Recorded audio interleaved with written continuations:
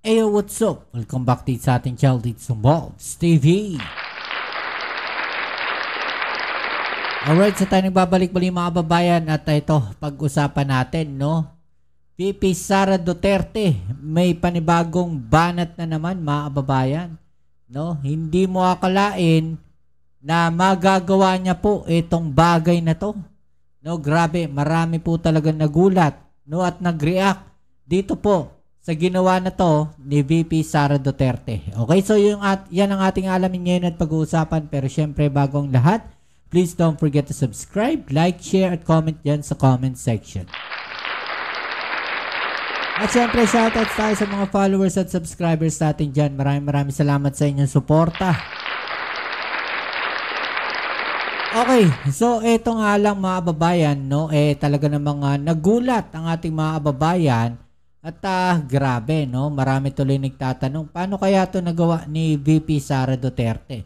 Okay, so eto kasi yan, no, ito pong viral video ni VP Sara Duterte na kung saan nagsasayaw po siya, no. Papatayin lang natin yung audio mga kababayan, baka ma-copyright kasi tayo doon sa tugtog.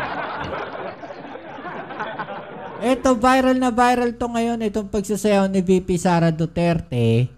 No, parang ano to costume, no? Naka-costume siya na Snow White ba to?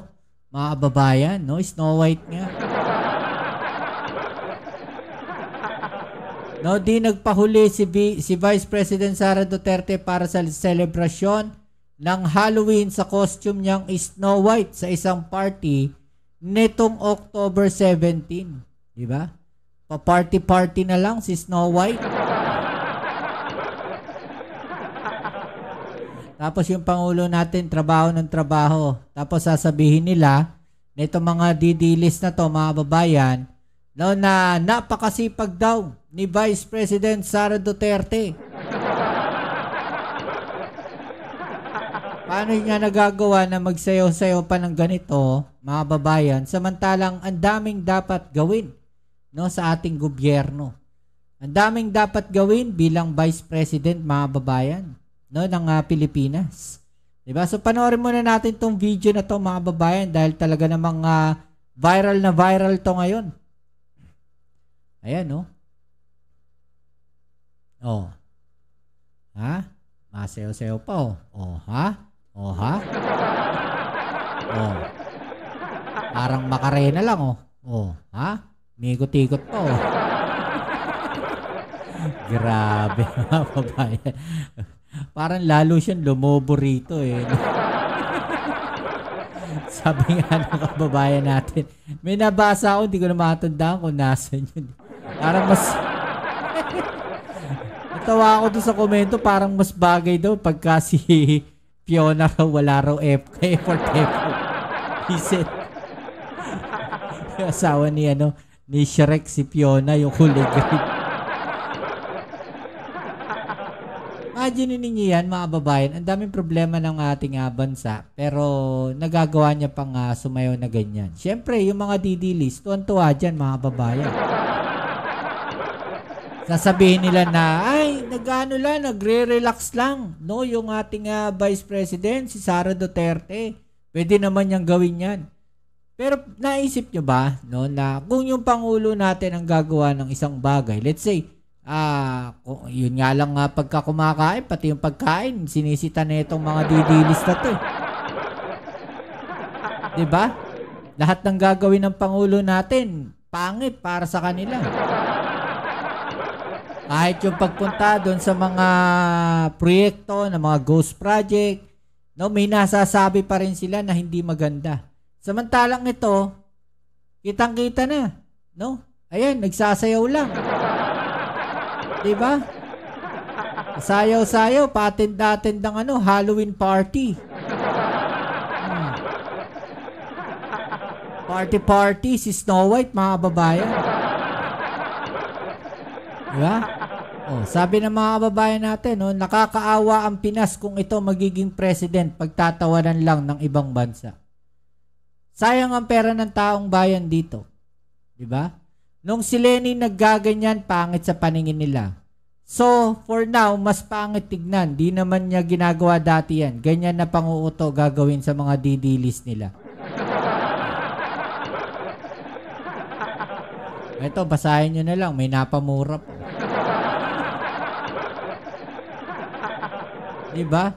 Dapat talaga ihiwalay na ng bansa ang mga DDS para mangyari ng maging presidente ng kultong DDS itong taong ito.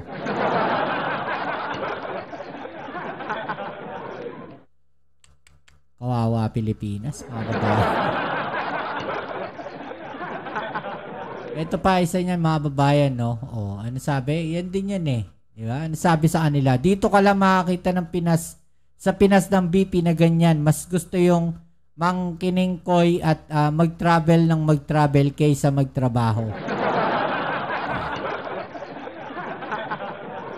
Oh, sabi dito, di ba nakakatuwa? Paano kung naging presidente yan? Biglang may Pinoy binugbog ng mga Chino sa Manila. May bagyo, ang daming nagibang bahay, madami din na nasalanta. Mga Navy pinaputukan ng Chinese Navy. Tapos ganyan lang sasagot ni Sara. Nagmahal na bigas at gas, wala nang makain ng ibang Pinoy. Tapos biglang call out, where is our president? Tapos ganyan pa rin sagot ni Sara. Diba? Nakakaano lang, nakakadismaya mga kababayan na grabe naman tong picture na to.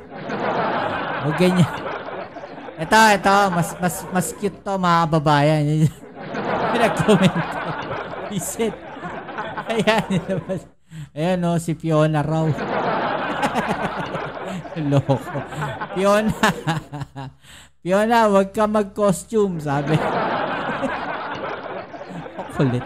Tinawag na Fiona eh, no? Alam, nakakadismaya na talaga. No, hindi maganda, tinangkilik nyo ang Satanas, natatawa. Sana kung nag-costume kayo ng may pakpak parang anghel, itabay mo ang ano. Ayan. Ewan ba't ganyan pinapakita sa taong bayan, sumusweldo na lang at naglilibot at nagpapakasarap sa gusto niyang gawin. Di ba? Nakakaawa, mga babayan. No? Wala na talaga magawang matino ito imbis na gumawa ng ikabubuti ng bansa. Oh, nakakahiya itong tao na to. So maraming nadismaya mga babayan, no, sa kanyang ginawa, 'di ba? Pero syempre tuwan-tuwa ang mga DDS diyan. Ano ina-expect mo? Oh, matindi na talaga sira ng ulo nito. Grabe mga DDLs. Napaka-productive ng BP nyo. Nag-Halloween pa, ganyan leader ba gusto nyo? Anong klase isip meron kayo? Nagpapabudol kayo sa pamilyang mga siraulo. Di ba mga kababayan? At bukod pa dyan, may ipapakita pa ako sa inyong isang video na kung ito, grabe. Nagkalat dito si BP Sara. No? Nakakahiya to mga babayan. No? Iayos ko lang ng konti yung video para mas makita ninyo kung ano yung nasa ibaba. Okay? Bababa ko lang to. Para mas makita ninyo kung ano yung nandyan sa ibaba. Yan. O, credits na rin dito kay Wake and Bake. Follow nyo na rin yan mga kababayan. Okay, so dito sa ibaba kasi yan, meron pong lechon silang kinakain. Ayan o. Kumakain po sila dyan mga kababayan. Okay? So, itaas pa natin para mas makita ninyo. Ay, wala na pala. Yun na pala yun. O, ayan. O, may lechon dyan mga kababayan. No, ayan may lechon dyan sa harap niya. Ito yung mensahe niya tungkol dyan sa lechon na yan. No. Sabi niya kasi dito, huwag kayong makinig kay Inday, huwag kayong maglechon pag Pasko, siya lang pwede. Ito. Hindi po kailangan na magara o expensive o lavish ang ating celebration ng Pasko. So, hindi raw kailangan o importanteng magara o lavish no ang parang pag celebrate ng Pasko mga kababayan. Pakinggan niyo kung bakit. Dahil po, ang mahalaga po sa Pasko ay hindi po yung kamahal-mahal na lechon. Hindi raw hindi raw mahalaga yung mahal-mahal na lechon mga kababayan. No? Talagang lutang mga kababayan Ano ba yung kinakain nila dyan? Hindi ba lechon yan? Diba? 15,000, 18,000 na lechon. So, ganun yung halaga ng lechon na kinakain nila na yan, mga kababayan. Well, nagmamahal pa yan, lalo na pag Pasko. Diba? Kasama pa niya dyan si dating Pangulong Duterte, oh. Bandihalong daming pansin. Akala ko ba, ang kinakain lang yan, mga gulay, pang mahirap lang. Ayan, may lechon, no? Saka nakakita, no? Simpleng tao, no? Mahirap lang, ng mga Pilipino, na kumakain ng isang buong lechon, no? Kasi, bumabaha ang kanin. Dahil po, Ayun, daming kanin, mga kababayan, no? aanin po natin ang masarap na lechon. Oh. Kung yun naman kumakain sa harap natin ay masama ang loob nila sa atin. Ano daw?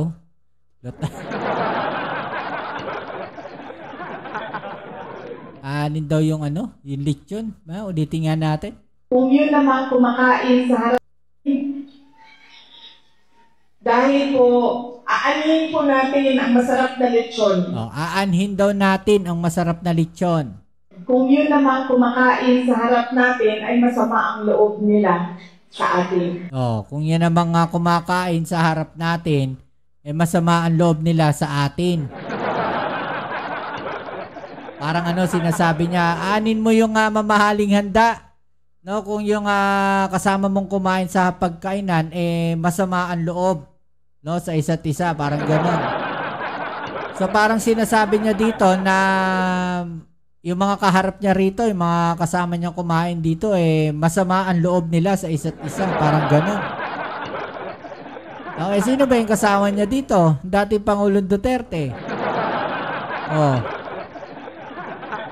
Wala na talagang pag-asa itong mga to. Pag ito pa nanalo talaga sa 2028, ewan ko na lang, mga kababayan. Ewan ko na lang. No, saan tayo pupulutin? Sa pupulutin ng ating bansa, mga kababayan.